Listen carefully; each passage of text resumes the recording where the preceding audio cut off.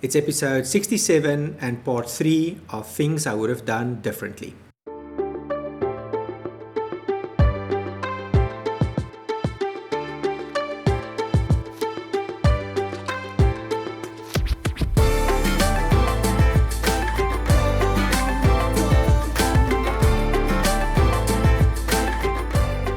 Hi everybody and welcome to the Rieg AD Wedding Show, episode 67. That's right. Okay, and today we are at part 3 of a 3-part series, the last part. Yes, we're finishing up today. And we're talking about things that we would have done differently, coming from clients whose weddings we've done and out of our own experiences. Okay, so are we going to start with number 1? Yeah. I would have scheduled a few more alone moments with my partner during the afternoon and evening. I think that's an awesome suggestion. Yes.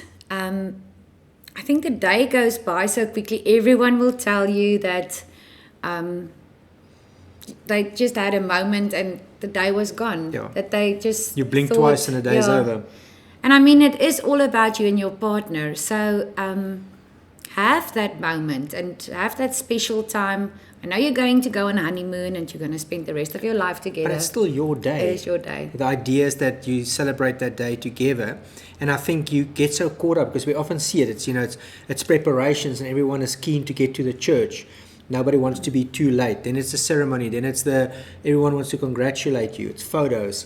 It's one thing after don't want to be another. late for the reception. So when you look at that timeline, and I think we've stressed discussing and keeping that timeline as simple as possible, but do allow some time there for you to just take a break for 10 or 15 minutes. We've had a few over the years that actually went out. Couples that just said, they're just going to take 15 or 20 minutes, have a drink of champagne, chat to one another, and just and sit with one another and experience the day together. It's your day. A quiet moment. But I think it's one of those things Reflection. that you'll need to schedule it, because if you're not going to allow for it, you're just going to make your whole day run later. So just keep that in mind. Okay, number 2. I think this applies to everything in life. I would have worried less. Yes, look, worry. There's a lot of sayings about worrying, but worrying can do nothing about the situation. To worry about something, it's like worrying about the situation that we're in currently. You're not going to fix it. It's just going to change your energy. It's going to put you in a bad space, headspace, and it's not going to do anything. If you can do something about something, but I mean, people who do stuff about things don't worry. They know there's a problem and they attend to the problem. So I think that's very, very, very valid advice. Don't worry. If you find yourself worrying about something, think how you can solve that problem or make peace with it. If you cannot solve it, make peace with it, and what do you say? Reset. You say always reset. Just reset yourself.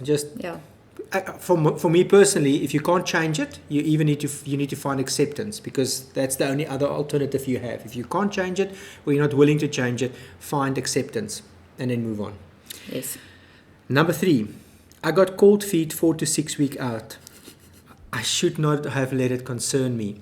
And I think this is appropriate, again, to everything in life, because you might want that dream job or that dream house, and you find yourself, getting that job, and then suddenly you realize, okay, now I have to do it, and you start doubting yourself and you start worrying.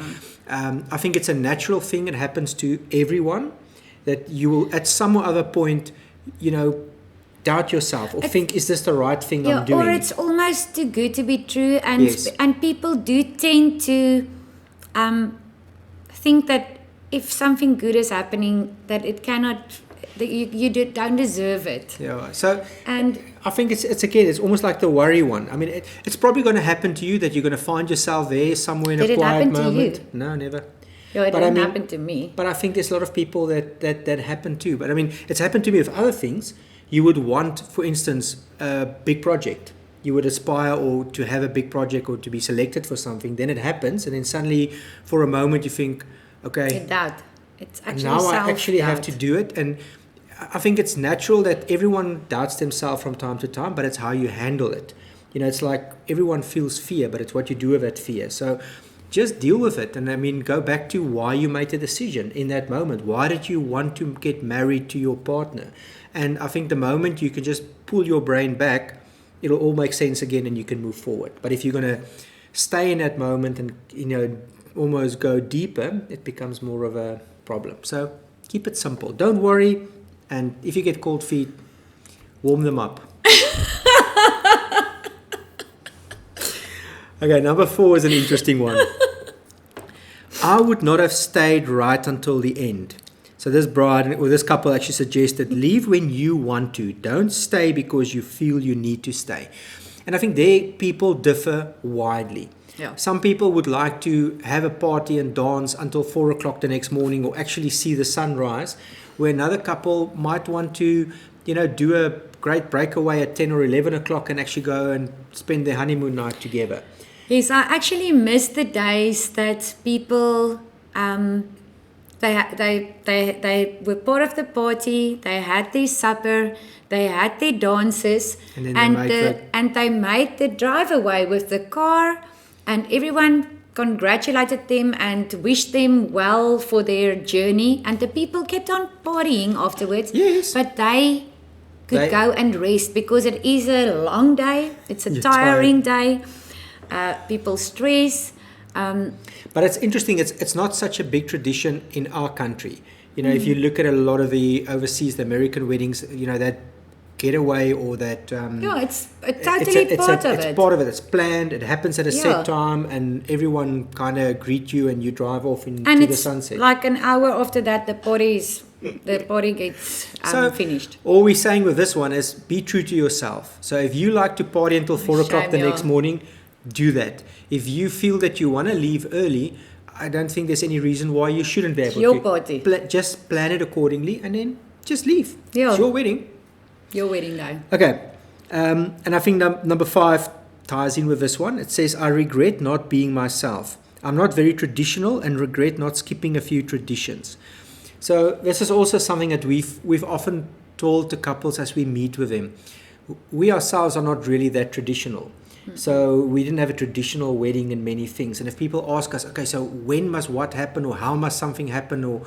On what side must the garter be? We tell them if you want to be true to your tradition, then look it up or find someone who knows. But if you are not bothered about things like that, then... Don't worry, don't bother about it. Yeah, make it up and do it as you please. I think traditions are great. I'm not saying dish all of them, but...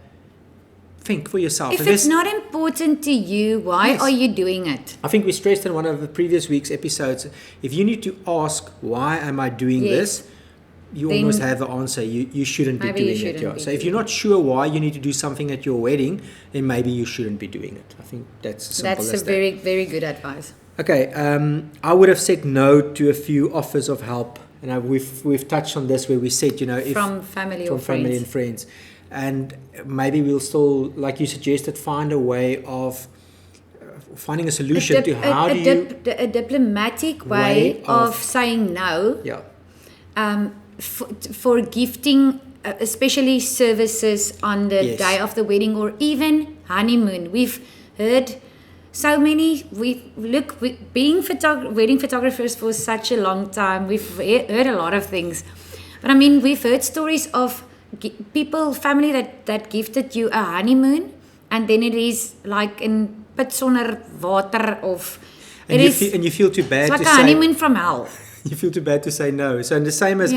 There's been instances where, for instance, we've touched on the photography and the makeup and the cake and all those things were gifted, but then something went wrong and it ends up actually being detrimental to that relationship going forward, whether it's a friend or a family member or something like that. So all we're just saying is just think very, very carefully and don't be over eager to accept an offer. And because really you're just saving money. I think in yesterday's episode we said think through everything carefully. So if someone offers something to you, say to them, thank you very much. Let me think about it and I'll come back to you. And then I've got an idea.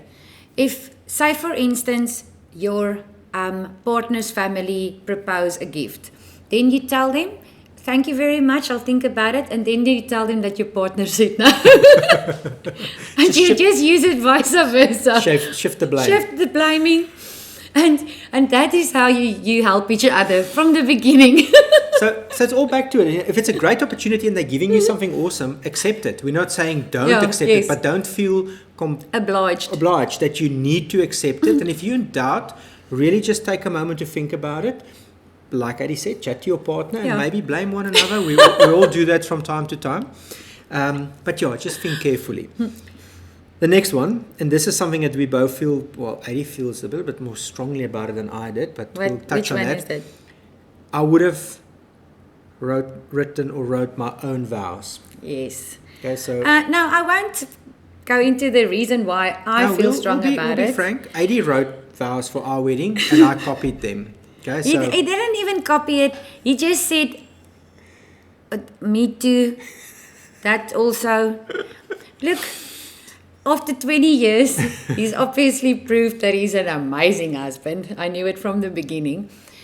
But this is more, the reason why we put this one in is more to do about your wedding film. Yeah. If you do a wedding film, there's we've got an example, and I don't know if we can share it already. But I just think just go onto our playlist for the wedding films and go see for yourself.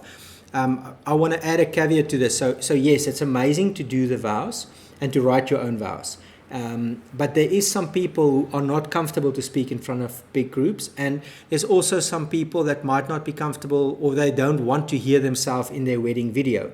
So it's again, I think it's a communication between you and your videographer. From our point of view, the wedding films are way more beautiful if you write your own vows, because it's a lot more personal, and it's totally different than just repeating the vows that the minister or the officiant is saying to you, because that's very, for lack of a better word, it's very generic, because it's the same vows used by everyone. So if you really want to take it to the next level and you are not worried or don't feel uncomfortable hearing yourself in the film afterwards, please write your own vows. You agree? Don't just copy your wife's vows. Yes. Okay, the last point is a little bit more of a personal point. Adi added it to the list, and I think she needs to... I'm going to ask Rieg to put in a photo of our wedding, of my hair. And the point that I want to make is, don't always follow the fashion. I must say, in today's time, luckily the fashion is a little bit more towards natural and timeless. But if you go for trends, it's gonna be out. It's seasonal. It's fashion. It's in for 5 years or 2 years. Then you're thinking, how could I have done it? I'm talking specifically about hair in this instance, but dresses as well, flowers. Try to keep it as natural and timeless as possible. Natural will never go out of fashion. Natural earthy colors will never go out of fashion. Natural makeup will never go out of fashion. Natural hair will never go out of fashion. I had an entire freaking flower crown of flowers. It looked like an Alice band. And the hairdresser told me, she gave me advice. She said, I think it's a bad idea. And I told her, no. Put more. Put all the flowers, the yellow flowers. Put all the yellow flowers that I brought you. Put them all in my hair. And don't even think it was 5 years. I think it was 2 years down the line, and I was thinking, oh my goodness. What was I thinking? Yeah. So just keep that in mind. I mean, you want to show your photos. I know everything is about the times, and times are changing, but keep it as simple as possible, as natural as possible. You cannot go wrong with that. Yeah. Keep it timeless. Yeah. Well, that's it. I think that's our... I don't know exactly how many points we did. I think it was like 27 or 28 points that we raised over the 3 episodes. So I hope it gives you some advice. Not to be saying any of those things are wrong, but I think sharing other people's experiences and learning from them, maybe taking little bits of advice and creating your own day. I think that's the whole thing for us. We want people to have fun on their wedding day and have it their way. Not because they believe it should be a specific way. Keep it simple, enjoy yourself, and do what is important for you on the day. Enjoy yourselves, please. Yes. So, thank you very much for watching. Please give us a thumbs up if you like what we're doing. Remember to subscribe to our channel. When we get to 1,000 subscribers, we'll be giving away that Rieg AD family lifestyle shoot or couple shoot, as well as a nomination bracelet with 3 links, compliments of Gabriel Jewelers and Nomination South Africa. We'll be back again tomorrow with an exciting venue just outside of Port Elizabeth. And yeah, looking forward to seeing you guys again. Have an awesome evening. Bye, everybody.